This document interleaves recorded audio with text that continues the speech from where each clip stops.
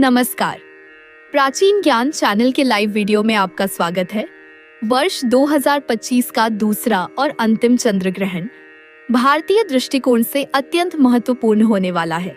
यह एक खग्रास अर्थात पूर्ण चंद्र ग्रहण होगा, जिसे ब्लड मून भी कहा जाता है।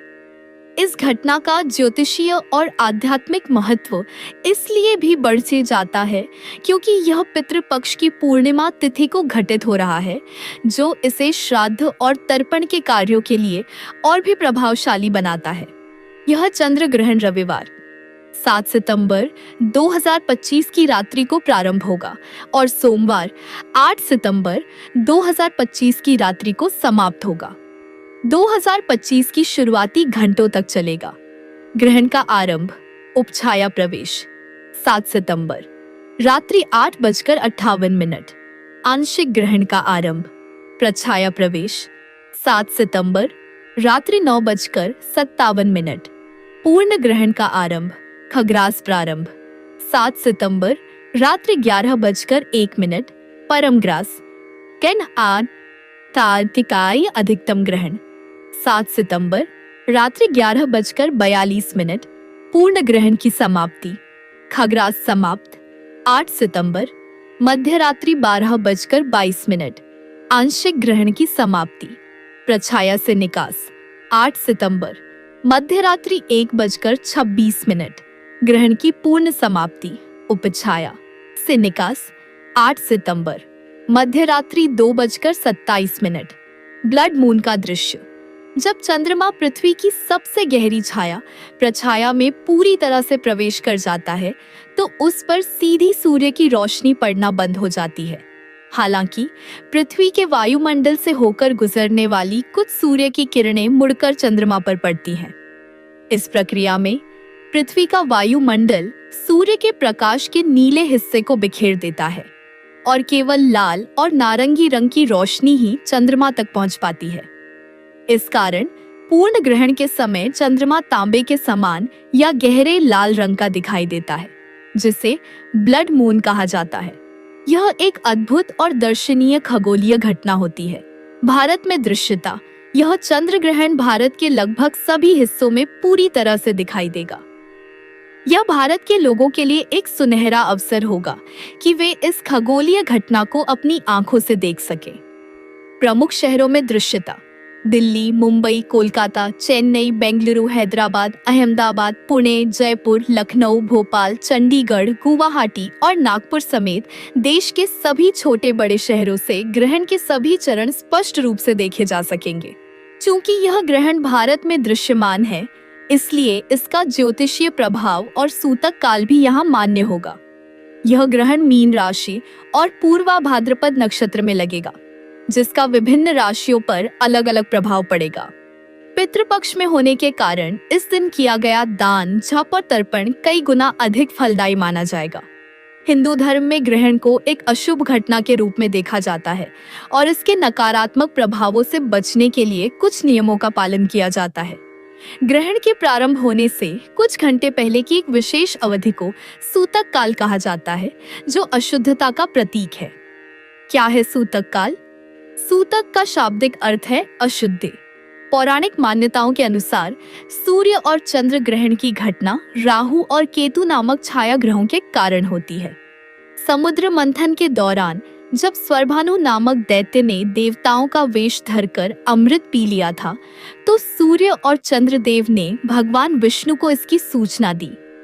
भगवान विष्णु ने अपने सुदर्शन चक्र से उसका सिर धड़ से अलग कर दिया। अमृत पीने के कारण उसके दोनों हिस्से जीवित रहे। सिर राहु और धड़ केतु कहलाया। इसी बैर के कारण राहु और केतु समय समय पर सूर्य और चंद्रमा को ग्रसित करते हैं, जिसे ग्रहण कहा जाता है।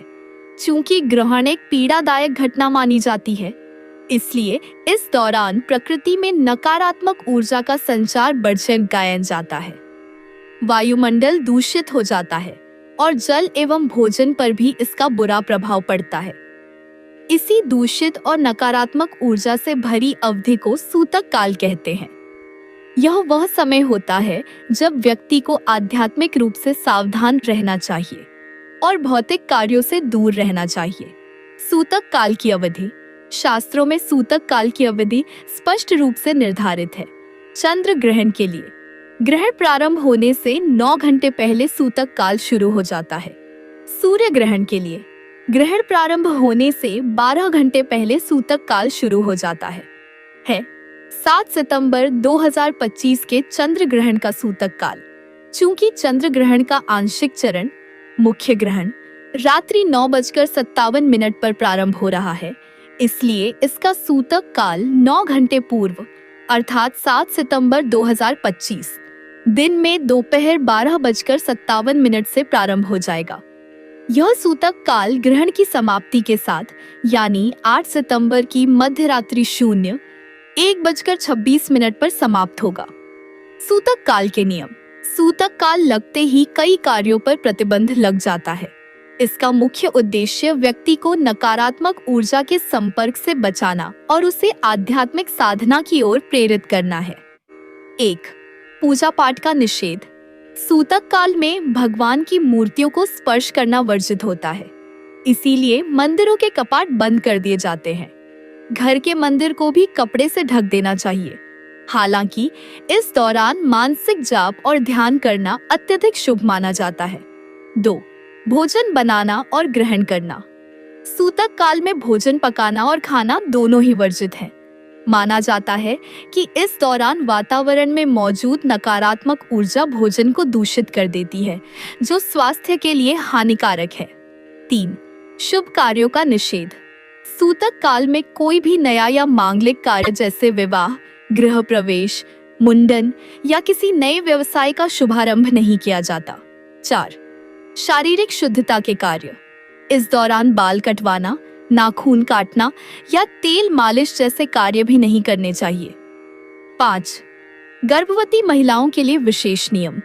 गर्भवती महिलाओं को सूतक काल और ग्रहण के दौरान घर से बाहर नहीं निकलना चाहिए, क्योंकि माना जाता है कि नकारात्मक ऊर्जा का गर्भ में पल रहे शिशु पर बुरा प्रभाव पड़ सकता है। 6. तुलसी और कुश का प्रयोग। पके हुए भोजन और पानी, दूध, दही जैसी चीजों में सूतक लगने से पहले ही तुलसी का पत्ता या कुश, एक प्रकार की पवित्र घास, डाल देना चाहिए। माना जाता है कि इनमें नकारात्मक ऊर्जा को नष्ट करने की क्षमता होती है, जिससे ये वस्तुएं दूषित नहीं होती। 7. किन्हें मिलती है छूट। शास्त्रों में बालक, वृद्ध और रोगियों को सूतक के कठोर नियमों से कुछ छूट दी गई है। यदि आवश्यक हो तो वे इस दौरान भोजन या दवा ले सकते हैं। उनके लिए सूतक काल का पालन केवल उन्हीं स्थानों पर किया जाता है जहां ग्रहण दिखाई देता है। इसका मुख्य उद्देश्य हमें यह याद दिलाना है कि ब्रह्मांडीय घटनाएं हमारे जीवन को गहराई से प्रभावित करती हैं और ऐसे समय में हमें भौतिक सुखों से ध्यान हटाकर आत्मचिंतन और ईश्वर स्मरण में लीन रहना चाहिए। चंद्र ग्रहण एक अत्यंत शक्तिशाली ज्योतिषीय घटना है। इस दौरान चंद्रमा जो मन, माता, भावनाओं और तरलता का कारक है, राहु द्वारा पीड़ित होता है। इसका प्रभाव न केवल प्रकृति पर बल्कि प्रत्येक व्यक्ति के मन और शरीर पर भी पड़ता है। ज्योतिष और धर्म ग्रंथों में इस अवधि के नकारात्मक प्रभावों से बचने के लिए विस्तृत दिशा निर्देश दिए गए हैं। इन्हें 2 भाग में बांटा जा सकता है। क्या न करें और क्या करें।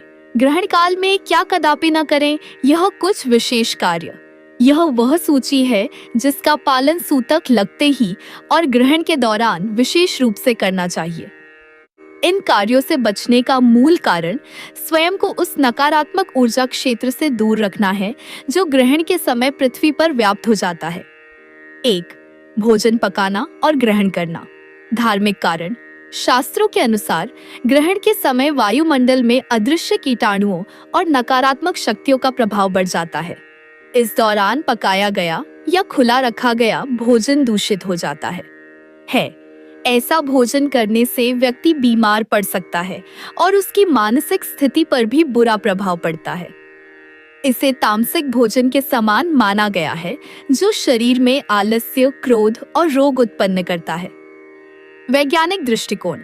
कुछ वैज्ञानिक सिद्धांतों के अनुसार ग्रहण के दौरान ब्रह्मांडीय किरणों और गुरुत्वाकर्षण में परिवर्तन होता है, जो पृथ्वी पर मौजूद सूक्ष्म जीवों की गतिविधियों को प्रभावित कर सकता है। इससे भोजन के जल्दी खराब होने की आशंका बढ़ जाती है। हालांकि आधुनिक विज्ञान इसे पूरी तरह से प्रमाणित नहीं करता, लेकिन यह सदियों पुरानी मान्यता का एक संभावित आधार हो सकता है। क्या करें? सूतक लगने से पहले ही सात्विक भोजन कर ले। यदि घर में पका हुआ भोजन, दूध, दही, पानी या अन्य खाद्य पदार्थ हैं, तो उनमें तुलसी का पत्ता या कुश डाल दें। तुलसी और कुश में जीवाणुरोधी और ऊर्जा को शुद्ध करने वाले गुण माने जाते हैं। 2. शयन या नींद लेना। धार्मिक कारण, ग्रहण काल को साधना और जप का समय माना गया है, सोने का नहीं। इस दौरान सोने से व्यक्ति का शरीर और मन दोनों ही शिथिल हो जाते हैं, जिससे वे नकारात्मक ऊर्जा के प्रति अधिक संवेदनशील हो जाते हैं। माना जाता है कि ग्रहण में सोने से व्यक्ति रोगी होता है और उसकी आयु क्षीण होती है। ऊर्जा का दृष्टिकोण, आध्यात्मिक दृष्टिकोण से ग्रहण के समय ब्रह्मांड में ऊर्जा का एक बड़ा परिवर्तन होता है। इस समय जागकर और मंत्र जाप करके व्यक्ति उस ऊर्जा को आध्यात्मिक उन्नति के लिए उपयोग कर सकता है। सो जाने पर वह इस अवसर को खो देता है और नकारात्मक प्रभाव को ग्रहण कर लेता है। अपवाद, बीमार व्यक्ति, अत्यंत वृद्ध और छोटे बच्चे इस नियम के अपवाद हैं। यदि उनका स्वास्थ्य अनुमति नहीं देता तो वे आराम कर सकते हैं। 3. देव पूजा और मूर्ति स्पर्श। धार्मिक कारण, सूतक काल को अशुद्धता का काल माना जाता है। इस दौरान वातावरण में इतनी नकारात्मकता होती है कि मंदिरों के कपाट बंद कर दिए जाते हैं ताकि मूर्तियों की पवित्रता बनी रहे। घर में भी पूजा स्थल या मंदिर को स्पर्श करना या पूजा करना वर्जित है। माना जाता है कि इस समय देवी देवता भी पीड़ा में होते हैं, इसलिए उन्हें स्पर्श नहीं करना चाहिए। क्या करें? अपने घर के मंदिर को किसी साफ कपड़े से ढक दें। आप दूर से ही अपने इष्ट देव को प्रणाम कर सकते हैं और मानसिक जाप कर सकते हैं। 4. शारीरिक संबंध स्थापित करना। धार्मिक कारण, ग्रहण काल को एक अपवित्र और अशुभ समय माना जाता है। गरुड़ पुराण सहित कई शास्त्रों में यह स्पष्ट रूप से वर्णित है कि ग्रहण के समय बनाए गए शारीरिक संबंध से उत्पन्न होने वाली संतान राक्षसी प्रवृत्ति की, अवगुणी और आजीवन रोगी हो सकती है। इस समय गर्भ धारण करना अत्यंत अशुभ माना गया है। ज्योतिषीय कारण, ज्योतिष के अनुसार ग्रहण के समय ग्रहों की स्थिति अत्यंत संवेदनशील होती है। इस समय गर्भ में आने वाले जीव का भाग्य और स्वास्थ्य अत्यंत नकारात्मक ग्रहों के प्रभाव में आ जाता है, जिससे उसका जीवन कष्टमय हो सकता है। 5. गर्भवती महिलाओं के लिए विशेष सावधानियां। गर्भवती महिलाओं और उनके गर्भ में पल रहे शिशु को ग्रहण की नकारात्मक ऊर्जा से सबसे अधिक खतरा माना जाता है, इसलिए उनके लिए कुछ विशेष और कठोर नियम हैं। घर के अंदर रहें। ग्रहण के दौरान गर्भवती महिलाओं को घर से बाहर बिल्कुल नहीं निकलना चाहिए और ऐसी जगह रहना चाहिए जहां ग्रहण की किरणें उन पर न पड़े। धारदार वस्तुओं का प्रयोग न करें। उन्हें चाकू, कैंची, सुई, ब्लेड जैसी किसी भी काटने या सिलने वाली वस्तु का प्रयोग नहीं करना चाहिए। ऐसी मान्यता है कि ऐसा करने से गर्भ में पल रहे शिशु के अंगों में विकृति आ सकती है या कटे फटे का निशान बन सकता है। कुछ भी खाएं पिए नहीं। सामान्य लोगों की तरह उन्हें भी उपवास रखना चाहिए। गोद में नारियल रखें। एक पानी वाला नारियल अपनी गोद में रखने की सलाह दी जाती है। माना जाता है कि नारियल अपने ऊपर आसपास की नकारात्मक ऊर्जा को सोख लेता है और माँ और बच्चे की रक्षा करता है। ग्रहण समाप्त होने के बाद इस नारियल को बहते जल में प्रवाहित कर देना चाहिए। मंत्र जाप करें। इस दौरान उन्हें अपनी गोद में नारियल रखकर शांत चित्त से संतान गोपाल मंत्र या महामृत्युंजय मंत्र का जाप करते रहना चाहिए। 6. किसी भी नए या शुभ कार्य का आरंभ। ज्योतिषीय कारण, ग्रहण काल को ज्योतिष में एक अशुभ मुहूर्त माना जाता है। इस समय शुरू किया गया कोई भी कार्य सफल नहीं होता या उसमें अनेक बाधाएं आती हैं। इसलिए विवाह, सगाई, गृह प्रवेश, नई नौकरी ज्वाइन करना, नया व्यवसाय शुरू करना या कोई बड़ी खरीदारी करने से बचना चाहिए। 7. बाल, नाखून काटना और तेल लगाना। ये सभी क्रियाएं शारीरिक श्रृंगार और आराम से जुड़ी हैं। ग्रहण काल, जो कि एक तप और साधना का समय है, में इन कार्यों को करने की मनाही है। ग्रहण काल में क्या अवश्य करें? ग्रहण काल जितना नकारात्मक प्रभावों से भरा है, उतना ही यह आध्यात्मिक उन्नति और सिद्धियों के लिए एक शक्तिशाली समय भी है। इस समय के गए जप, तप और ध्यान का फल कई गुना अधिक मिलता है। 1. मंत्र जाप। ग्रहण के समय मंत्र जाप करना सबसे शक्तिशाली उपाय माना गया है। इस दौरान वातावरण में एक विशेष प्रकार का शून्य या ठहराव होता है, जिससे मंत्रों की ध्वनि ब्रह्मांड में अधिक तीव्रता से गूंजती है। महामृत्युंजय मंत्र, ओम त्र्यंबकम यजामहे। यह मंत्र भगवान शिव को समर्पित है और इसे अकाल मृत्यु, रोग और भय से रक्षा करने वाला माना जाता है। ग्रहण के दौरान इसका जाप करने से स्वास्थ्य संबंधी समस्याओं से बचाव होता है। गायत्री मंत्र। यह मंत्र बुद्धि को शुद्ध करने और सकारात्मक ऊर्जा को बढ़ाने के लिए है। चंद्रमा के मंत्र। चूंकि यह चंद्र ग्रहण है, इसलिए चंद्रमा के बीज मंत्र ओम सोमाय नमः या तांत्रिक मंत्र ओम श्रां श्रीं शौसा चंद्रमसे नमः का जाप करना मन को शांति देता है और चंद्रमा के दुष्प्रभावों को कम करता है। इष्ट देव का मंत्र। आप अपने इष्ट देव, जैसे ओम नमः शिवाय, ओम नमो भगवते वासुदेवाय, ओम गणपतये नमः का भी निरंतर जाप कर सकते हैं। राहु केतु के मंत्र। ग्रहण के कारक ग्रहों को शांत करने के लिए राहु के मंत्र ओम राहवे नम और केतु के मंत्र ओम कें केतवे नमः का जाप भी लाभकारी होता है। 2. ध्यान और आत्मचिंतन। ग्रहण काल बाहरी दुनिया से कटकर अपने भीतर झांकने का सबसे उत्तम समय है। इस समय ध्यान लगाने से एकाग्रता आसानी से प्राप्त होती है। आप अपनी गलतियों पर विचार कर सकते हैं, भविष्य के लिए सकारात्मक संकल्प ले सकते हैं और ईश्वर से अपनी आध्यात्मिक यात्रा में मार्गदर्शन के लिए प्रार्थना कर सकते हैं। 3. पवित्र ग्रंथों का पाठ। यदि मंत्र जाप में मन न लगे तो आप इस दौरान श्रीमद् भगवद गीता, रामायण, हनुमान चालीसा, सुंदरकांड, विष्णु सहस्त्रनाम या दुर्गा सप्तशती जैसे पवित्र ग्रंथों का पाठ कर सकते हैं। इनकी सकारात्मक ऊर्जा आपके चारों ओर एक सुरक्षा कवच का निर्माण करती है। 4. दान के लिए संकल्प लेना।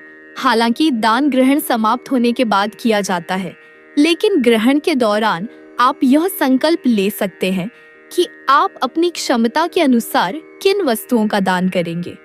यह संकल्प भी पुण्य फलदायी होता है। आप अनाज, वस्त्र, धन, तिल, गुड़ आदि का संकल्प ले सकते हैं। 5. सिद्ध प्राप्त करना। तंत्र शास्त्र में ग्रहण काल को तंत्र मंत्र की सिद्धि के लिए सर्वोत्तम माना गया है। इस समय में की गई साधनाएं बहुत जल्दी सफल होती हैं। हालांकि यह केवल गुरु के मार्गदर्शन में ही किया जाना चाहिए। आम व्यक्ति के लिए केवल सात्विक मंत्रों का जाप ही पर्याप्त और सुरक्षित है। 6. पितरों का स्मरण। चूंकि यह ग्रहण पितृपक्ष में पड़ रहा है, इसलिए इस दौरान अपने पितरों का ध्यान करना और उनकी आत्मा की शांति के लिए प्रार्थना करना अत्यंत शुभ फलदायी होगा। आप मानसिक रूप से उनसे क्षमा मांग सकते हैं और उनका आशीर्वाद प्राप्त कर सकते हैं। संक्षेप में, ग्रहण काल भयभीत होने का नहीं, बल्कि सावधान और जागरूक रहने का समय है। यह एक अवसर है जब हम अपनी भौतिक दिनचर्या से थोड़ा विराम लेकर अपनी आध्यात्मिक ऊर्जा को रिचार्ज कर सकते हैं और ब्रह्मांड की इस दुर्लभ घटना के साक्षी बन सकते हैं। ग्रहण समाप्ति के बाद के आवश्यक कार्य। जिस प्रकार ग्रहण के पहले और दौरान नियमों का पालन महत्वपूर्ण है, उसी प्रकार ग्रहण की समाप्ति के बाद किए जाने वाले कार्य भी उतने ही आवश्यक हैं। ग्रहण की समाप्ति का अर्थ है नकारात्मक ऊर्जा के काल का अंत और एक नई शुद्ध ऊर्जा का आरंभ। इस शुद्ध प्रक्रिया को सही ढंग से पूरा करना अनिवार्य है, ताकि ग्रहण के बचे हुए दुष्प्रभावों को पूरी तरह से समाप्त किया जा सके। 1. शुद्धिकरण स्नान। यह ग्रहण के बाद किया जाने वाला सबसे पहला और सबसे महत्वपूर्ण कार्य है। क्यों आवश्यक है? माना जाता है कि ग्रहण के दौरान हमारा शरीर और उसके चारों ओर का आभा मंडल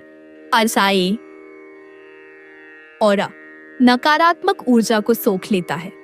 स्नान करने से यह नकारात्मकता धुल जाती है और शरीर पुनः शुद्ध और ऊर्जावान हो जाता है।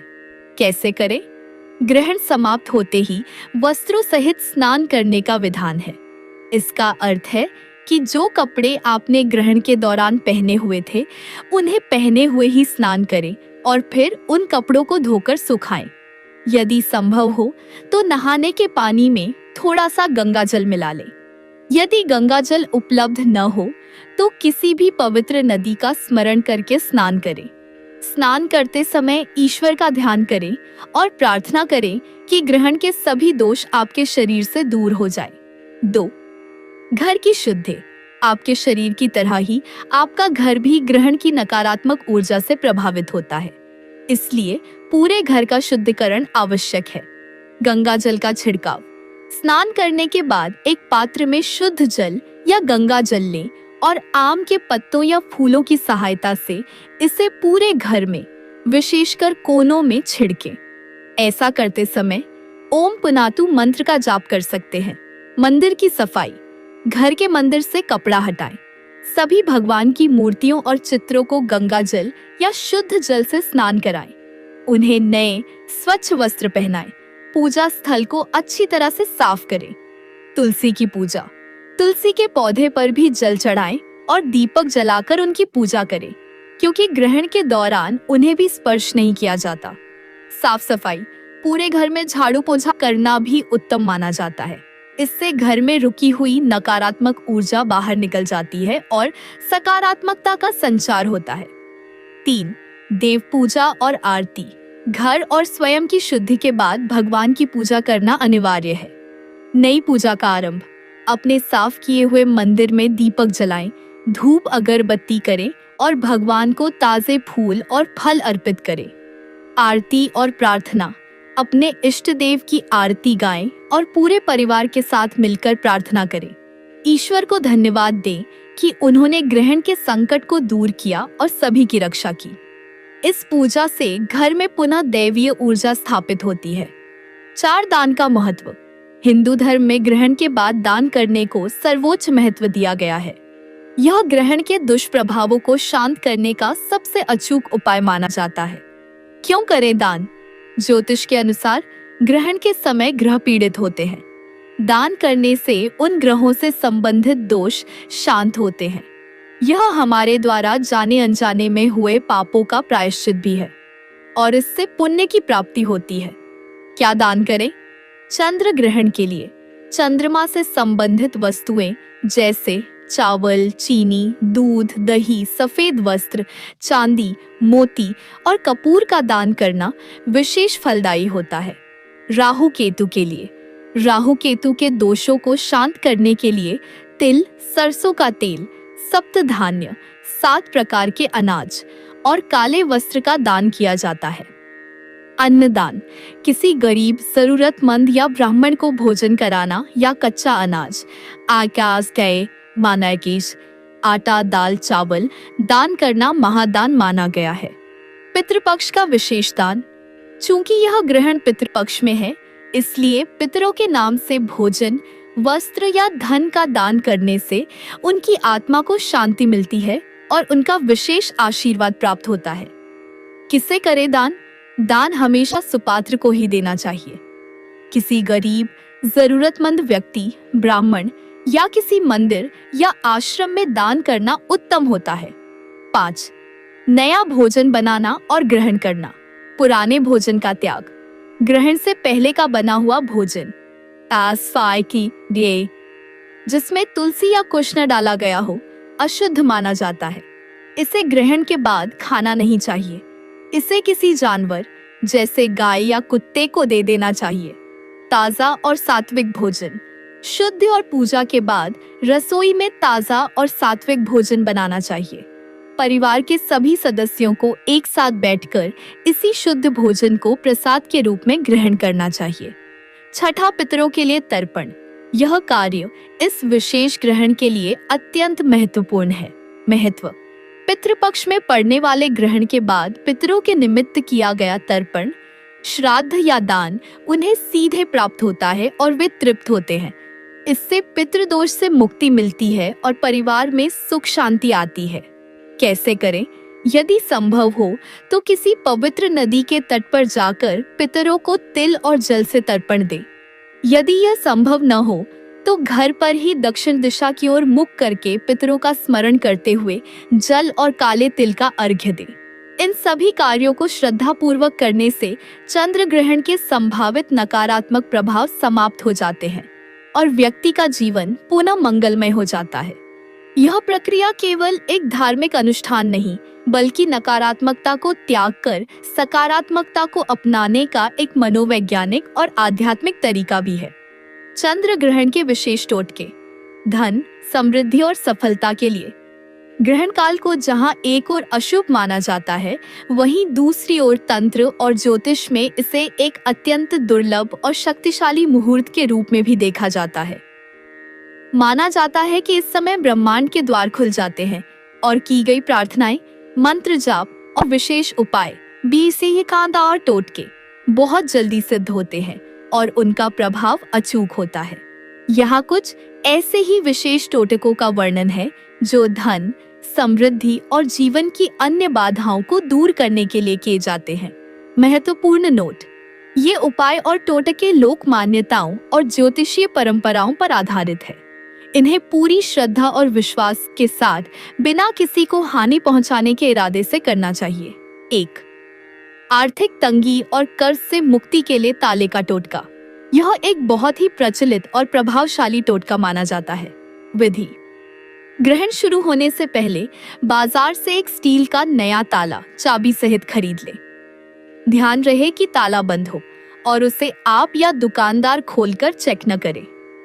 ग्रहण शुरू होने पर उस ताले को अपने घर की छत पर या किसी ऐसी खुली जगह पर रख दें जहां चंद्रमा की किरणें सीधे उस पर पड़े। पूरी रात उसे वहीं रखा रहने दें। ग्रहण समाप्त होने के बाद अगले दिन सुबह स्नान करके उस ताले को बिना खोले, बिना कुछ बोले किसी मंदिर में या पीपल के पेड़ के नीचे रखाएं और पीछे मुड़कर न देखें। मान्यता: ऐसी मान्यता है कि जैसे ही कोई व्यक्ति उस ताले को खोलेगा, आपकी किस्मत का ताला भी खुल जाएगा और आपकी आर्थिक समस्याएं धीरे धीरे समाप्त होने लगेंगी। 2. धन समृद्धि में वृद्धि के लिए चांदी का उपाय। चंद्रमा चांदी का कारक ग्रह है। चंद्र ग्रहण के समय चांदी से जुड़ा उपाय धन को आकर्षित करने वाला माना जाता है। विधि: ग्रहण शुरू होने से पहले एक चांदी का सिक्का या चांदी का कोई छोटा टुकड़ा लें। इसे एक कटोरी में रखें और उसमें थोड़ा सा गंगा जल और कच्चा दूध मिलाएं। इस कटोरी को चंद्रमा की रोशनी में रख दें ताकि ग्रहण की किरणें उस पर पड़े। ग्रहण समाप्त होने के बाद उस सिक्के को दूध से निकालकर शुद्ध जल से धोकर और पोंछकर अपनी तिजोरी, गल्ले या पर्स में रख लें। मान्यता: माना जाता है कि यह अभिमंत्रित चांदी का सिक्का एक चुंबक की तरह धन को आपकी ओर आकर्षित करता है और फिजूल खर्ची को रोकता है। 3. नौकरी और व्यापार में सफलता के लिए कौन को मीठे चावल। नौकरी में परेशानी या व्यापार में मंदी को दूर करने के लिए यह उपाय किया जाता है। विधि: ग्रहण समाप्त होने के बाद स्नान और पूजा करके केसर युक्त मीठे चावल या खीर बनाएं।